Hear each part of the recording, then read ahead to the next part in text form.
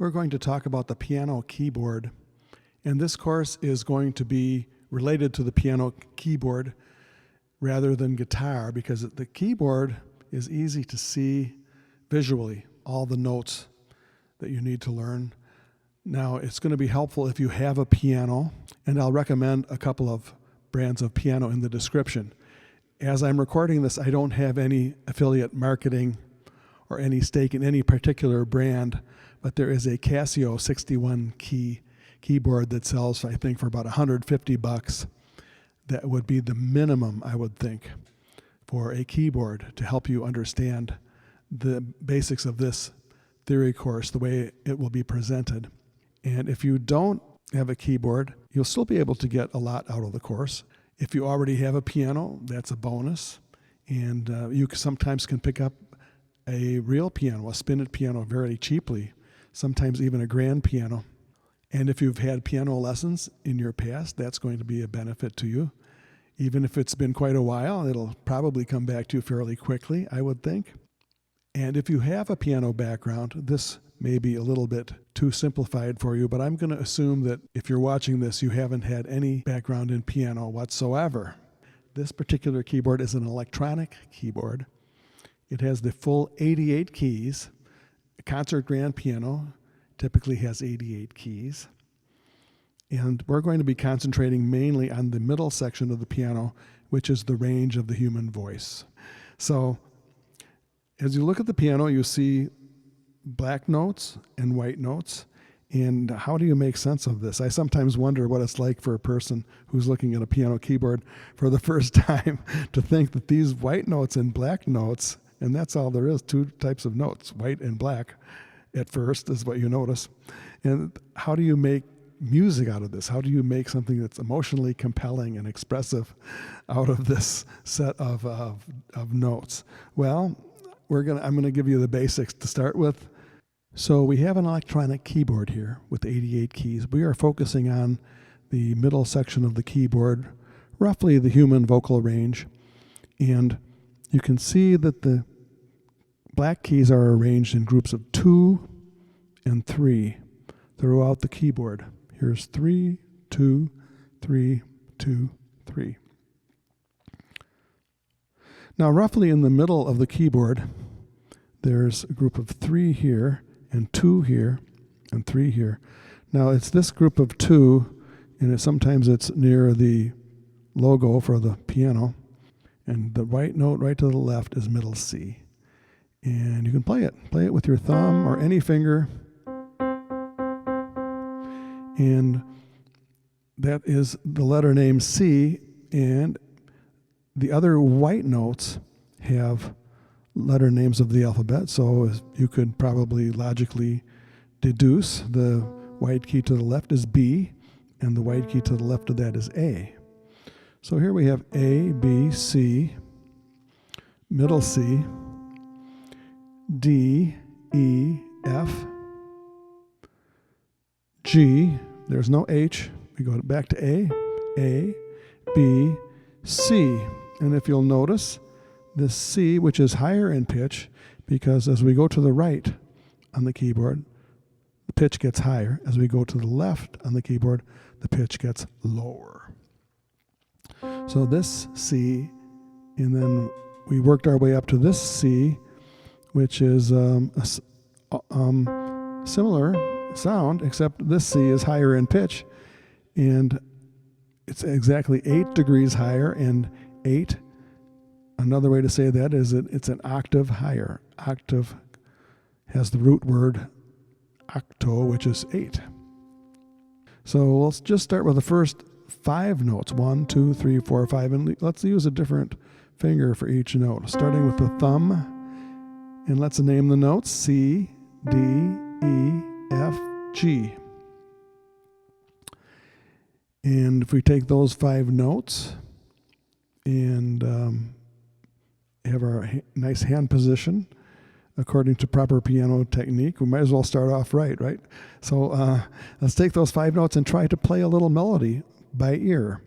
And we are going to be playing melodies by ear in future lessons, and you can take your time, But let's try Mary Had a Little Lamb, and I'll give you a hint. The first note is E, and that would be right here. So play Mary Had a Little Lamb by ear, and you can sing it first if you want. Mary had a little lamb. Let's just take that much. Mary had a little lamb. Let me try that again. Mary had a little lamb, little lamb, little lamb. Try it again. Had a little lamb, its fleece was white as snow. And there you've played your first melody by ear. Now, as we play middle C, we can also see what it looks like as a written note in music notation. So here is the grand staff, and you can see all the notes named, and there are two groups of 5 horizontal lines. The upper one is called the treble clef. It has a sort of S-like thing over indicated on the left. And then that sort of backward C on the lower 5 horizontal lines is called the bass clef. So middle C is sort of in the middle between the treble clef and the bass clef, and you can see that C can be written 2 ways. It can be written right below the treble clef with that little line going through it, or it can be written right above the bass clef with that line going through it, and that line going through the note C is called a ledger line. So you can play with this if you want, reference these notes. It'll help you get a start on reading music. And we're going to be getting into that more deeply later. But right now, let's look at the piano keyboard. And you have these 5 notes, C, D, E, F, G. Let's just work with those for a while. And then you have black notes in between. Well, if you have the note C and you have a black note right next to it, that would be a sharp. A sharp note is the black note just to the right of the white note, a sharp. Now, if you have a D, then naturally the D sharp would be the black note to the right of the D. Then you also have flats.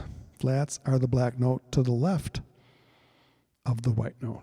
So let's go to D, and we take the black note to the left, which is a flat, and you were playing that note. Didn't we just call that C sharp? Yes. C sharp and D flat on the piano are the same note, just with 2 different names. Now, whether you call it a D flat or a C sharp depends on the context. We are going to get into that later too. So if you have an F and you want an F sharp, C, D, E, F, F sharp would be the black note to the right. There's F sharp. And this note has also another name, the G flat. G flat and F sharp on the piano are the same note. Our goal is not here to become a concert pianist, but to just have the general knowledge of what's happening with the piano keyboard and how that references to music theory in general. Piano keyboard is great because you can see all the notes and see what's happening. So we're going to take just all the white notes from C to the higher pitch C or the octave C, and then we're going to play the proper C scale, which is all the white notes from C to C. So C, D, E, then you cross under with your thumb to play the F, and then go up to the rest of the scale. So once again, C, D, E, cross under, F, G, A, B, C is the C scale, C major scale. There is also a C minor scale. We'll talk about that later too. Then that's ascending scale terminology, mean you're going up in pitch to the right. Descending scale means you're going from the higher pitch to the lower pitch or to the left, which is backwards, and then you cross over with the 3rd finger. So once again, ascending C major scale and descending C major scale. Cross. Then take it slowly. I'm going a little fast. So there you have a C major scale, ascending and descending.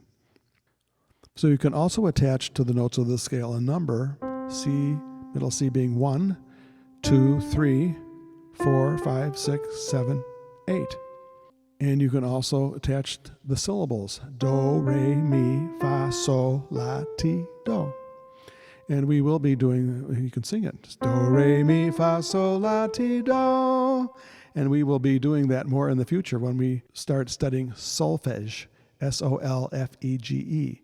And that is very helpful in understanding scales, melodies, and intervals, which we will be doing later on in the course. Now, if you take the first, the third, and the fifth note of the C scale and play it together, you're playing a chord, and that is a C chord. I'm using an odd fingering here because I want you to be able to see it. So C 1, 3, 5, or C, E, G is a C major chord. Now, if you take the middle note or the E and play E flat instead, you have a C minor chord. And we'll get into that more as we go on there. I do have a video explaining the difference between major and minor, if you would like to watch that video. So C major is happy, da da da da da da da. C minor is sad, ba ba ba ba ba ba ba ba. Now you can play a major scale starting on any note. There are actually 12 different notes on the piano within the octave. If you don't count the upper C, because that comes back to the same note. So you have 12 different notes. Some of the notes, black notes, have 2 names. And you can play a major or minor scale or whatever starting on any of the notes. And of course, if you play the C major scale up here, we'll just call that the same thing as we're playing it here. It sounds the same, it's just higher pitched. So if you want to play other scales, you can, play the D flat scale, major scale, and then you can play all the minor scales, and we're going to talk about those things later. There's melodic minor and harmonic minor scales, and then there's modes, which we will be talking about. But for right now, let's just get a good basic understanding of the piano keyboard. We're going to do one more thing and play the chords on each degree of the scale. So a 3-note chord is called a triad because there's 3 notes in this chord. So C major chord, and if you play this chord with the same spacing starting on the 2nd degree of the scale, and we're doing this based on the key of C major. The 1st degree of the scale is a C major chord. Then if you start on the 2nd degree of the scale, that would be 2, 4, and 6. That's a minor chord. It turns out to be a D minor chord. And then if you do it on the 3rd degree of the scale, it's E, G, and B. Or 3, 5, 7. That's some sort of an E triad chord. If you guessed that, you were right. Happens to be an E minor chord. 4th degree of the scale starts on an F. F, A, C. That's an F major chord. 5th degree of the scale, it starts on G. G, B, D, that's a G major chord. 6th degree of the scale, A, C, E is an A minor chord. Starting on the 7th degree of the scale, B, D, F, that's a B diminished chord. And we will be talking about diminished chords too. Then you go back, if you start on the 8th degree of the scale, you're coming back to the C major chord, which is the same thing we played down here, except it's higher pitched, an octave higher exactly.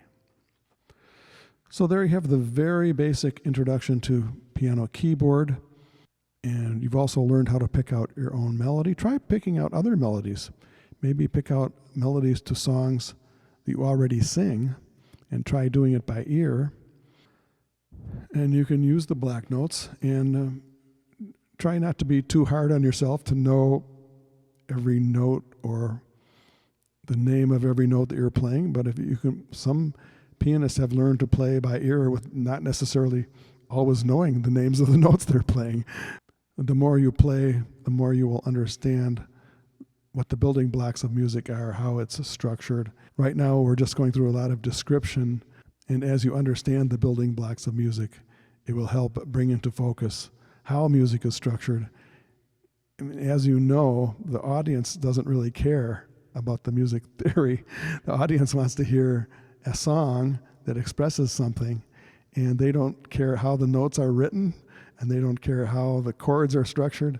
They just want to hear the song and be entertained and thrilled by your performance.